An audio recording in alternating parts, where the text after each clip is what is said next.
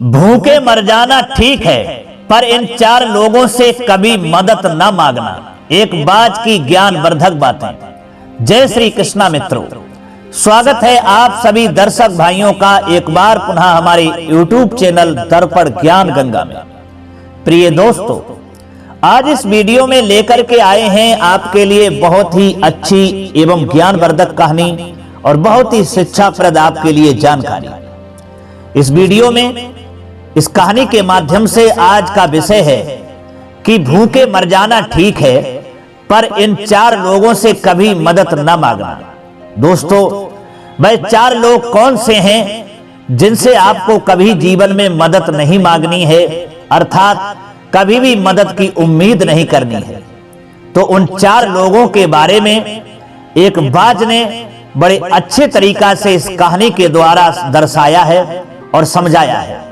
आइए दोस्तों, उसी कहानी के माध्यम से आपको ये बताने का प्रयास करेंगे कि वो 4 लोग कौन से हैं जिन 4 लोगों से आपको जीवन में कभी मदद की उम्मीद नहीं करनी है।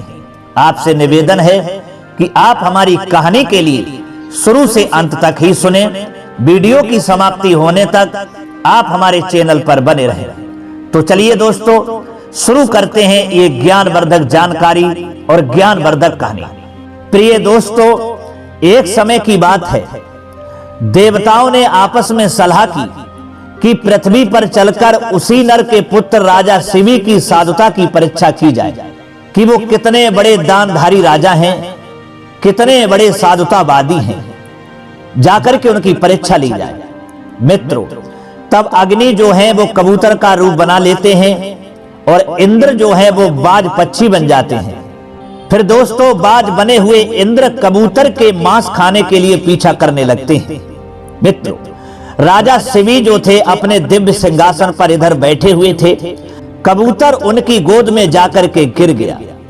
ये देखकर राजा के पुरोहित ने कहा कि हे राजा, ये कबूतर बाज के डर से अपने प्राण बचाने के लिए आपकी शरण में आया है, अर्थात इसकी रक्षा करो।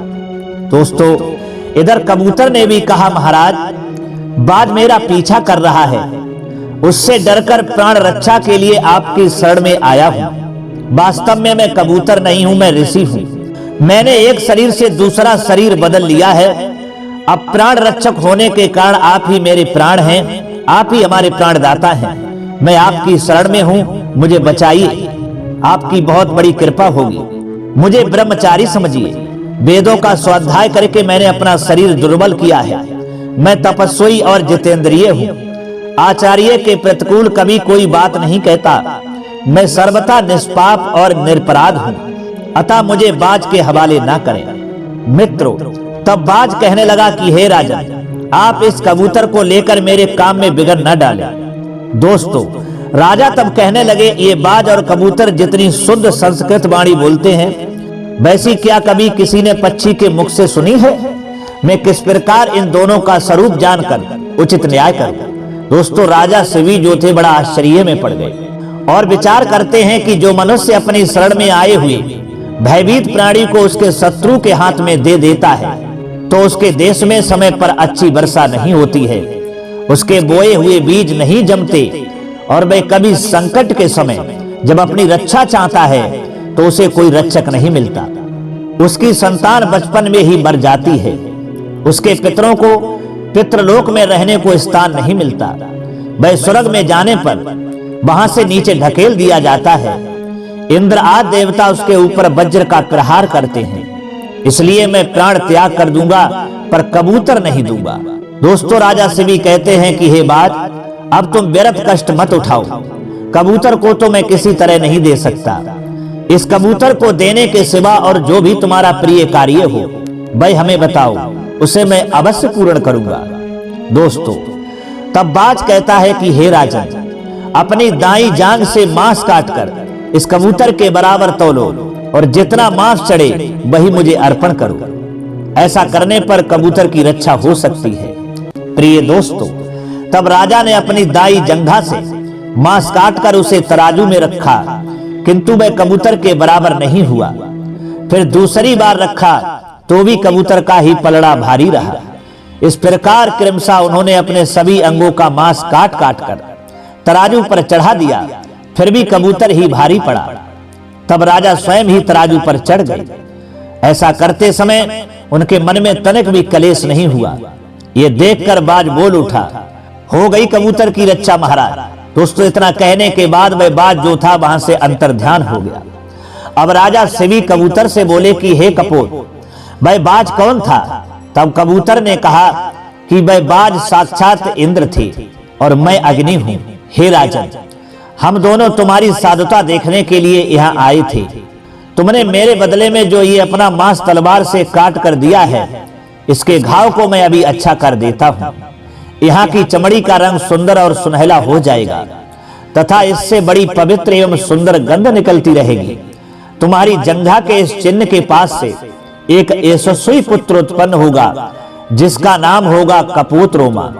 प्रिय दोस्तों, ये कहकर अग्निदेव वहां से प्रस्थान कर जाते हैं, अर्थात चले गए। दोस्तों, कहते हैं कि राजा शिवी से कोई कुछ भी मांगता वे दिए बिना नहीं रहते थे। एक बार राजा के मंत्रियों ने उनसे पूछा कि महाराज, आप किस इच्छा से ऐसा साहस करते हैं? अद्वैय वस्तु का भी दान करने को उद्धत हो जाते हैं, जो देने के लायक भी वस्तु होती है जिसे कभी आप दे ही नहीं सकते, और वो भी वस्तु दान करने के लिए आप इतने उतावले हो जाते हैं। क्या आप यश चाहते हैं? दोस्तों, तब राजा बोले, नहीं, मैं यश की कामना से अथवा ऐश्वर्य के लिए दान नहीं करता, भोगों की अभिलाषा से भी नहीं। धर्मात्मा पुरुषों ने इस मार्ग का सेवन किया है, अतः मेरा भी ये कर्तव्य है। ऐसा समझकर ही मैं ये सब कुछ करता हूं। सत्पुरुष जिस मार्ग से चले हैं वही उत्तम है, यही सोचकर मेरी वृद्धि उत्तम पथ का ही आश्रय लेती है।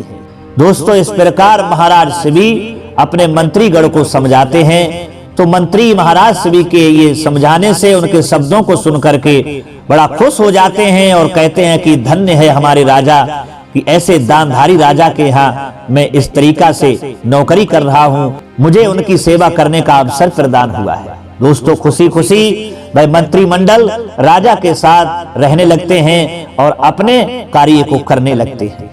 तो दोस्तों, ये थी राजा शिवी की कहानी, जिसमें जो इंद्र थे, जो बाज बने हुए थे, उन्होंने अग्निदेव से कहा, जो कबूतर बने हुए थे, उन्होंने अग्निदेव से कहा कि हे अग्निदेव, देख लिया, ऐसे होते हैं दानवीर, ऐसे होते हैं साधुतावादी। जिन राजा शिवी ने अपने प्राणों की परवाह भी नहीं की और अपने शरीर के मांस को काट कर अर्पण कर दिया, और जब फिर भी पूरा नहीं हुआ तो स्वयं ही मरने के लिए अर्थात अपने को समर्पित कर दिया और तराजू में बैठ गए। अतः हे अग्निदेव, हमें राजा शिवी के बारे में अच्छी तरह से मालूम था, उनके बारे में अच्छी तरह से परिचय था। राजा शिवी के यहाँ जब हम और आप जाएंगे, उनकी साधुता की परीक्षा लेंगे, तो राजा शिवी अपनी परीक्षा में जरूर सफल होंगे। और हमें मालूम था कि राजा शिवी जो है वो अपने प्राणों का बलिदान तो दे सकते हैं, अपने शरीर के टुकड़े टुकड़े करवा सकते हैं, लेकिन कभी दान करने में पीछे नहीं हट सकते। और इसलिए हमें पूर्ण भरोसा था और हम उनके साधुता पर, उनके दानवीर होने पर मुझे नाज है और मैं बहुत प्रसन्न हुआ। इसलिए हे अग्निदेव, हम इस दुनिया के मनुष्यों को बताना चाहते हैं, उन्हें अवगत कराना चाहते हैं कि इन 4 लोगों के पास कभी मदद मांगने की इच्छा प्रकट मत करना। कितनी भी आप पर मुसीबत आ जाए, कितना भी लंबा दुख क्यों ना आ जाए, लेकिन ऐसे 4 लोगों के पास कभी मत जाना और उन पर कभी भी मदद मत मांगना, और नहीं तो आपका अहित हो जाएगा।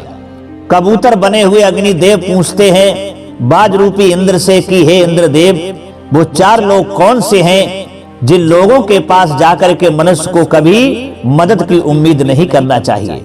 तब दोस्तों, बाज कहता है कि हे अग्निदेव, वो 4 लोग ये हैं जो हम तुम्हें बताते हैं। पहला, जो पुत्रहीन है, दूसरा, जो धार्मिक जीवन नहीं व्यतीत करते, और नंबर 3, जो सदा दूसरों की ही रसोई में भोजन किया करते हैं, और अंतिम नंबर 4, जो केवल अपने लिए ही भोजन बनाते हैं, देवता और अतिथि को अर्पण नहीं करते। ये 4 प्रकार के लोग हैं। इन लोगों के पास कभी भी मदद मांगने के लिए मत जाना। चाहे भूखे मर जाना पड़े, लेकिन भूखे अपने प्राणों को छोड़ देना। लेकिन ऐसे 4 लोगों के पास कभी मत जाना, क्योंकि जो पुत्रहीन होते हैं, जिन मनुष्य के घर में पुत्र नहीं है, वह मनुष्य आपकी कोई मदद नहीं कर सकता।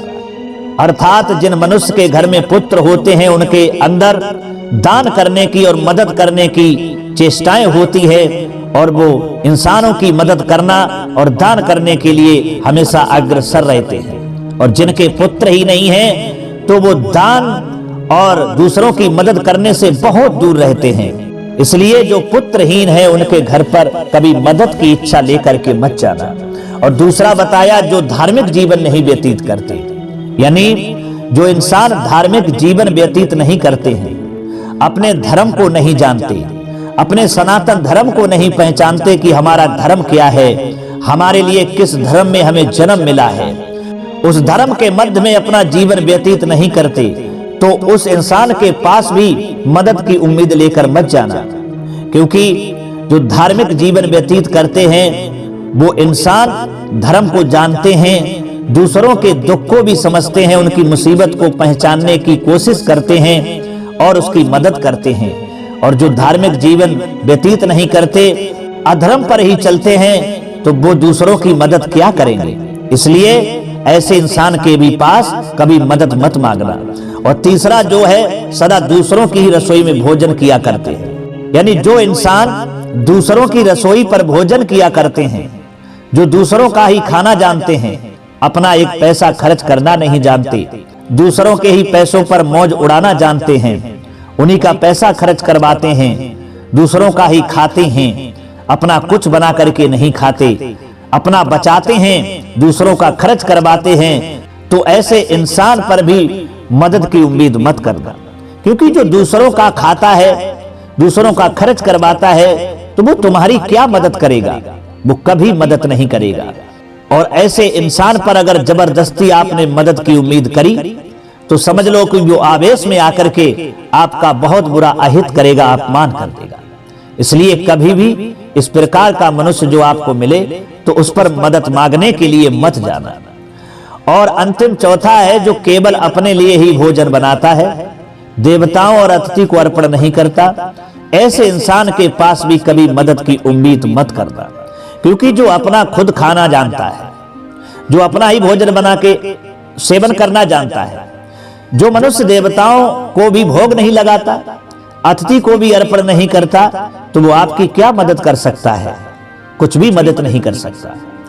तो दोस्तों, बाज कहता है अग्निदेव जो कबूतर बने थे उनसे कि हे अग्निदेव, ये 4 प्रकार के लोग हैं, इन लोगों के पास मनुष्य को कभी मदद मांगने के लिए कदापि नहीं जाना चाहिए।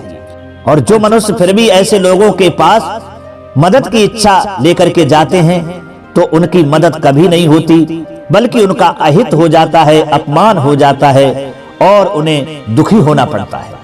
तो इसलिए ऐसे 4 इंसानों के पास मनुष्य कभी मदद मांगने के लिए न जाए। दोस्तों, वह बाज जो इंद्र थे, उन्होंने इस तरह से हमारे लिए अर्थात सारी मनुष्य जाति के लिए ये 4 प्रकार के लोग बताए हैं, जिन लोगों के पास कभी भी मदद मांगने नहीं जाना चाहिए। तो दोस्तों, यही कहानी हमारे लिए और आपके लिए सिखाती भी है कि जहां जो मनुष्य आपकी मदद कर सकता है, आपको मालूम है कि ये मनुष्य हमारी मदद जरूर करेगा, तो उसी मनुष्य के पास जाना चाहिए और उसी से मांगना चाहिए। क्योंकि वहां आपका अहित नहीं होगा, वहां आपकी मजबूरी को समझा जाएगा और कुछ ना कुछ आपको मदद जरूर मिलेगी। और यदि हमें यह मालूम है कि यह मनुष्य हमारी कभी मदद कर ही नहीं सकता है, तो उस इंसान के पास कभी जाना नहीं चाहिए। यही कहानी दोस्तों हमको ये समझाती है और बता करके जाती है। तो दोस्तों, कैसी लगी ये कहानी महाराज शिवी की? अगर ये कहानी महाराज शिवी की, जिसमें बाज ने बहुत अच्छी ज्ञानवर्धक बातें दर्शाई हैं, आपको समझ में आई हैं, तो कमेंट बॉक्स में जरूर बताना। हो सके तो अपने दोस्तों के लिए भी शेयर करना। अब क्षमा चाहते हैं दोस्तों, पुनः मुलाकात होगी अगली वीडियो में किसी और नई चर्चा में। तब तक के लिए सब्सक्राइबर बंधु एवं दर्शक भाइयों के लिए राधे कृष्णा, ओम नमः शिवाय, नमस्कार।